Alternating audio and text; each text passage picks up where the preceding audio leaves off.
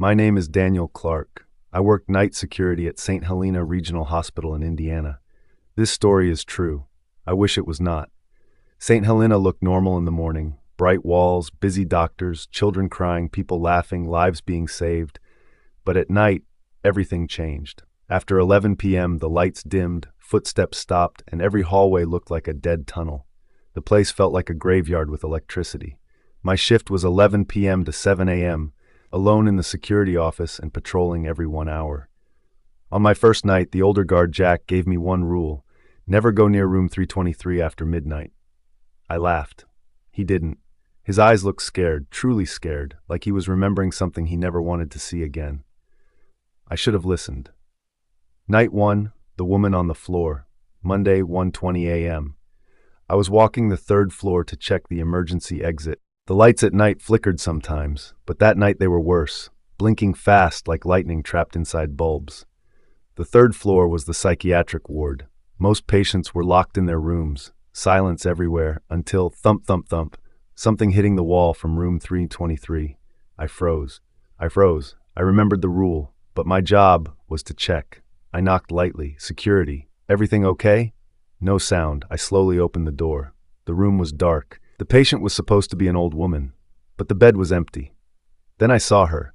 She was standing in the corner facing the wall, hair long, hospital gown dirty. Her bones looked too sharp, like skin was tightly pulled over a skeleton. "Ma'am, you need help?" She didn't move. I stepped closer. Then she fell backwards onto the floor, landing on her spine. Crack! But she didn't scream. She didn't care. She looked straight into my eyes and said, "Don't let him cut me again." I stepped back, my body shaking. Then nurses rushed in. Alarm went off. They picked her up like she weighed nothing and strapped her to the bed. A nurse whispered to me, "She died last week." My skin turned to ice. Night 2, the voice in the vent, Tuesday, 3:10 a.m. I was back on the third floor. Lights flickering again, always the same floor. Room 323 door was locked. Good. I continued walking when I heard a whisper from the ceiling vent. Quiet at first, then clearer. Daniel, come here." My heart stopped. No one here knew my name except staff. The air became freezing. My breath turned white like winter. I ran. I didn't care about rules. In the elevator mirror behind me was the reflection of a surgeon wearing an old blood-stained mask.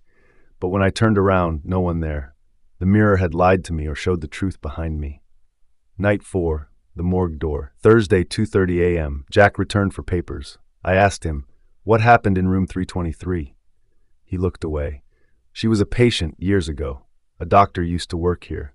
Dr. Warren Hale, a surgeon, obsessed with experiments on the brain. He operated on awake patients, no anesthesia. He said he was removing evil." Jack whispered. Room 323 was his private surgery room. "What happened to him?" I asked. Jack didn't blink. He died too, but he never left. Then Jack left the hospital. He quit the next morning. That night, the morgue door kept opening and closing by itself, even when locked.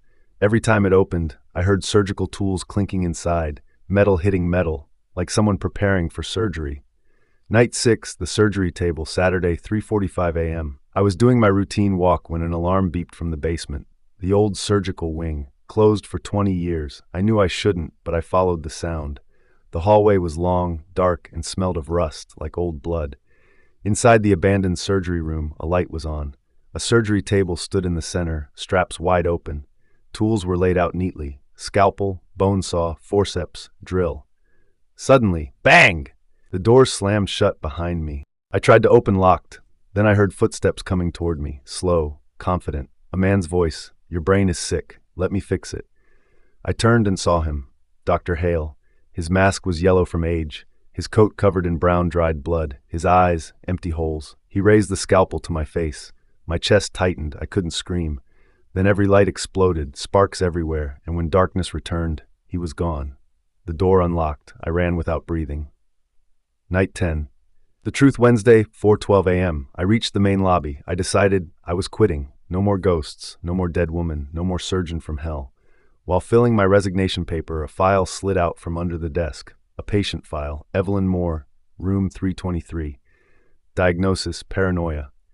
Notes, claims doctor cutting her brain to remove demons. Time of death, May 1994. Cause, surgical bleeding. Surgeon, Dr. Warren Hale. My blood ran cold. Below that, another file fell. Hale, date of death, May 1994. Cause, murder by patient during surgery. Weapon used, scalpel to throat. The same patient, the same room, the same horror stuck in time. Last night, alone in the dark. Friday, 2/13. I had one more night before leaving for good. I avoided the 3rd floor, but the elevator forced me there. Buttons stopped working. It took me straight to floor 3. Doors opened. Darkness. Complete. Then the hallway lights flickered on, one by one, leading me to room 323. The door slowly opened by itself. Inside, the old woman, Evelyn Moore, was standing. But she didn't look broken now. Her eyes turned black. "Help me," she whispered, but her voice sounded like Dr. Hale's. Her mouth stretched unnaturally open. Blood began dripping from the ceiling, forming surgical words on the wall. "Cut, cut, cut." A bone saw screamed behind me, loud and real. I ran, hard. But halfway down the hall, someone pulled my shoulder. Dr. Hale, behind me again, closer than ever. His cold fingers grabbed my neck. "Your brain belongs to me now." I kicked him and sprinted to the stairs. I didn't stop until I was outside the hospital, collapsing on the wet road, shaking and crying like a child. Months later, I quit. I moved far away. I changed my name. But I still have nightmares. Blood-stained mask, screaming tools, room 323 calling me back. I don't sleep near hospitals. I don't walk past surgery rooms. And sometimes, when I look in the mirror, I see a man standing behind me with a scalpel. And he always whispers the same thing. "The operation isn't finished, Daniel." Story 2, The Phantom Hitchhiker, Highway 66.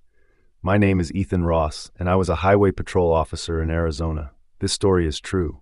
I have never told anyone until now. Highway 66 runs through miles of desert. At night, it is empty. The only lights are my patrol car and distant signs blinking in the darkness. People think this road is normal. They are wrong. Night 1, the first call, it was 11:45 p.m. I was alone in my patrol car listening to the radio. Dispatch called, "Officer Ross, possible stalled vehicle near mile marker 112. Check it out." I drove 10 miles into the desert. The night was silent. No wind, no animals, only darkness. Then I saw her, a young woman standing on the side of the road. She wore a white dress, soaked and dirty. Her hair covered her face. I stopped the car. "Ma'am, are you okay?" I asked. She didn't respond, only lifted her head slightly. I saw her eyes, completely black. I felt a chill crawl into my spine. "Get in," I said, trying to sound calm. She climbed into the back seat. I turned to check her, but she was gone. The seat was wet, cold, empty. Night 2, shadow on the road. Next night, 1:20 a.m., I was driving the same stretch. I saw a figure in the middle of the road waving. I swerved to avoid hitting her. A woman in a white dress, again. She was smiling, her face wrong, too wide, like a mask stretched over her skull. I stopped the car and stepped out. She vanished. The asphalt was wet, no rain, only her footprints, small, barefoot, leading straight into the desert and disappearing into thin air. Night 4, radio whispers 3:30 a.m. I was patrolling alone, lights flashing behind me. The radio whispered something. Not dispatch, a woman's voice. "Turn around, turn around, turn around." I looked back, no one, only desert. Then my rearview mirror reflected a figure, standing directly behind the car. She smiled, her mouth opened impossibly wide. I floored it, heart racing. When I reached the next rest area, she was gone. No footprints, no sign, nothing. Night 6, the accident, Saturday, 2 a.m. A truck had overturned on a curve. I was first on the scene. The driver was alive, terrified, but he kept screaming, "She's in the back. Don't let her take me." I searched the truck. Nothing. No one. When I looked up, on the road, the woman was standing in the distance, holding a rusty knife, her eyes black holes, her smile like she enjoyed the fear. I radioed for backup. They arrived 20 minutes later. When we returned to the scene, the woman was gone. The overturned truck was perfectly normal. The driver's story dismissed as stress. Night 8, highway gas station, 3:45 a.m. I stopped at an old gas station to grab coffee. The lights flickered. Behind the counter, an old woman looked at me. "You've seen her," she said. "Highway 66 takes the lost. You know who you saved and who you didn't." Before I could ask, she vanished. When I looked outside, the woman in white was leaning against my car, her eyes fixed on me. "Tonight," she whispered, "your turn." I didn't sleep that night. Night 10, the chase, Friday. I was patrolling the curve where the truck accident happened. A car appeared behind me. Headlights off. No engine sound. She was there, sitting in the back seat, smiling. "Drive faster," she said. I tried. My car shook violently. Brakes didn't work. I swerved across the desert road. No other cars, no town, only darkness. Her laughter filled the car, echoing in my mind. Suddenly, the car stopped. No brakes, nothing, only desert. The back door opened by itself. She vanished again, leaving behind a wet, cold handprint on the driver's seat. Night 12. The truth. I called dispatch, researched old news reports. Highway 66, mile on 12. In 1987, a young woman was hit by a car late at night, dressed in white. Driver never found. Her body never recovered. Local legends said, "The phantom hitchhiker waits for anyone driving alone at night. She doesn't kill everyone, but she shows herself to the weak of mind. The darkness follows." I realized, the truck driver, the passengers, even I, she appeared to those who were awake when she died, those who saw her last moments. Night 15, I escaped. I handed in my resignation. I moved far away from Highway 66, but sometimes, at night, I see a white dress in my rearview mirror, black eyes staring, a smile that stretches like a nightmare. I don't patrol highways anymore. I don't drive alone at night, and every time my phone rings at 1:15 a.m., I know it's her. Story 3. The Haunted Guest. Midnight at Willow Creek Motel. My name is Maya Thompson, and I work night shifts at the Willow Creek Motel in rural Nevada. I never believed in ghosts until that winter. The motel was small, old, with 32 rooms. During the day, it seemed normal. But at night, shadows moved on their own. Lights flickered, and the wind whispered through cracks in the walls. The locals avoided the motel at night. Some called it cursed. I called it a job. Night 1, the first guest. It was my first week, 11 p.m. A man arrived at the front desk. He was tall, thin, wearing an old coat. His face was pale, almost gray. "Room 7, he said. "I'll be staying for a long time." He didn't smile, didn't blink much. I gave him the key, but something felt wrong. At 1:30 a.m., the phone rang. No one was on the line, just heavy breathing. I went to check room 7. The door was locked. I knocked. No response. I returned to the lobby and saw him standing behind the front desk, his eyes black, his smile wide and wrong. Then he vanished. Night 2, the shadows. Next night, 2 a.m. I was walking the hallway to check the vending machine. Lights flickered. Shadows stretched across the walls, like hands reaching for me. I saw movement in room 12. The door opened by itself. Inside, a figure crouched on the floor, a woman screaming silently. When I stepped closer, she looked up. Her face, missing. No eyes, no mouth, just smooth, pale skin. I ran to the lobby. The security camera caught something, but the monitors showed nothing. Night 4, keys that move, 4:15 a.m. I was sitting at the desk, sipping coffee. I noticed room keys rattling on the board. Room 7 key, shaking violently. I touched it, cold as ice. Then all the keys fell off at once. I looked up. A figure in a long coat was standing at the end of the lobby. He raised his hand. I froze. A note appeared on the counter. "You can't leave." The handwriting, old, scratchy. It wasn't human. Night 6, the elevator. The motel had a small service elevator. I heard it creak open on the first floor. I went to check, no guest. Then the elevator doors slammed shut. I saw a shadow in the elevator mirror. It wasn't mine. It had black eyes, a smile wide enough to split the reflection. It whispered, "Stay with me forever." The elevator descended to the basement on its own. I didn't go down. I didn't dare. Night 8, the rooms change. The rooms began to change. Room 9, locked all day, had blood on the sheets when I checked at night. Room 14 had water puddles from no leaks. Room 21 had a child crying, but the room was empty. Each night, the man from room 7 appeared in different rooms, smiling, staring at me. I tried to tell the manager, but she said the cameras showed nothing. Guests claimed everything was normal. I realized the motel itself was alive. It wanted me, and the man was its messenger. Night 10, the final guest, Saturday, 3 a.m. The phone rang, no dial tone, just whispers, "Room 7, room 7, room 7.